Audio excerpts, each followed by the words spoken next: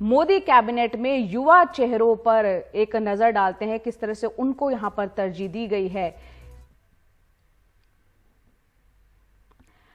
तो यहां पर आपको बता दें, निशीथ प्रामाणिक उम्र के लिहाज से देखा जाए तो मात्र 35 साल है, एक युवा चेहरा, उनको यहां मौका दिया गया है। 2019 में बंगाल के कूच बिहार से वो सांसद थे और सांसद रहते हुए विधानसभा चुनाव वो जीते। पार्टी के निर्देश पर विधायक पद से उन्होंने अपना इस्तीफा दिया और उत्तर बंगाल में बीजेपी के विस्तार में अहम भूमिका इनकी रही है। राजवंशी समुदाय पर काफी इनका प्रभाव माना जाता है और एक वक्त में ये टीएमसी में थे, टीएमसी से बीजेपी में शामिल हुए। गृह मंत्रालय, युवा मामले और खेल मंत्रालय में राज्य मंत्री हैं।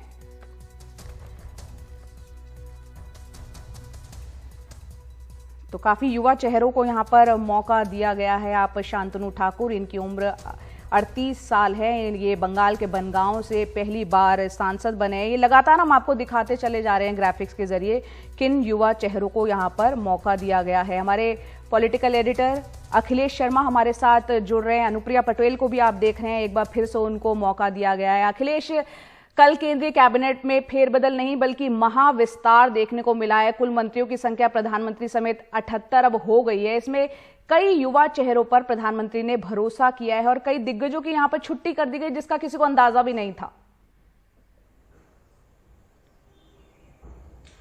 बिल्कुल, और जो युवाओं की बात आप कर रही हैं जया, ऐसे हम आपको बताएं कि 14 मंत्री हैं इस मंत्रिपरिषद में जिनकी उम्र 50 वर्ष से कम है और इनमें 6 मंत्री ऐसे हैं जो कि कैबिनेट मंत्री हैं, यानी 6 कैबिनेट मंत्रियों की उम्र 50 वर्ष से कम है। और अगर हम औसत उम्र की बात करें तो इससे पहले जो मंत्रिपरिषद था उसकी औसत उम्र जो बताई गई है वो 61 वर्ष थी और अब ये घट करके 58 वर्ष हो गई है।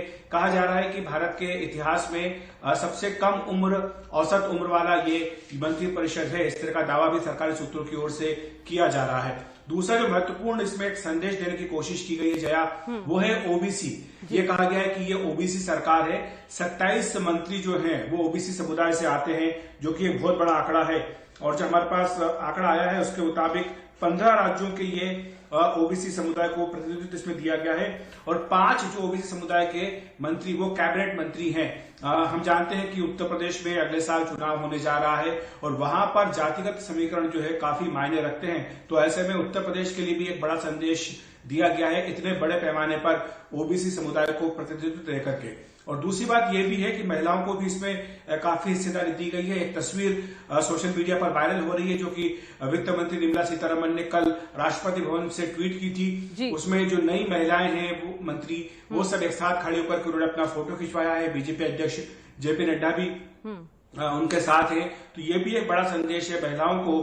तो महिला हो गई, युवा हो गए, इसके अलावा आपके ओबीसी हो गए, एससी एसटी समुदाय को भी इसमें बड़े पैमाने पर प्रतिनिधित्व दिया गया है। उसके भी आंकड़े आपके पास हैं, अगर आप चाहें तो अपने टीवी स्क्रीन पर दिखा सकते हैं ग्राफिक्स के जरिए। 12 अनुसूचित जाति के मंत्रियों को जगह दी गई है, तो इसको दलितों की सरकार का नाम दिया गया है और इसमें 2 जो है वो कैबिनेट मंत्री हैं। अगर हम आदिवासियों की सरकार की बात करें तो 8 आदिवासी मंत्री हैं, जिनमें 3 जो है कैबिनेट मंत्री हैं। और इसी तरह से अगर अल्पसंख्यकों की बात करें तो 5 अल्पसंख्यक मंत्री हैं, जिनमें 1 मुस्लिम, 1 सिख, 1 ईसाई और 2 बौद्ध हैं। और इनमें 3 जो अल्पसंख्यक के समुदाय के हैं वो कैबिनेट मंत्री हैं। तो इस तरह से तमाम जो समुदाय हैं, जातिगत समीकरण है, महिलाएं हैं, युवाएं हैं, इन सबको जो है प्रतिनिधित्व देने का पूरा प्रयास इस सरकार में किया गया। जैसा आपने कहा कि ये जम्बो मंत्रिपरिषद है, 78 मंत्री इसमें हो गए हैं। तो एक बड़ा संदेश भी पीएम मोदी ने देने की कोशिश की है। बिल्कुल, एक बड़ा संदेश देने की कोशिश की और काफी हद तक एकोमोडेट करने की कोशिश की है, एक तालमेल बैठाने की कोशिश की है। अखिलेश, आप हमारे साथ बने रहें।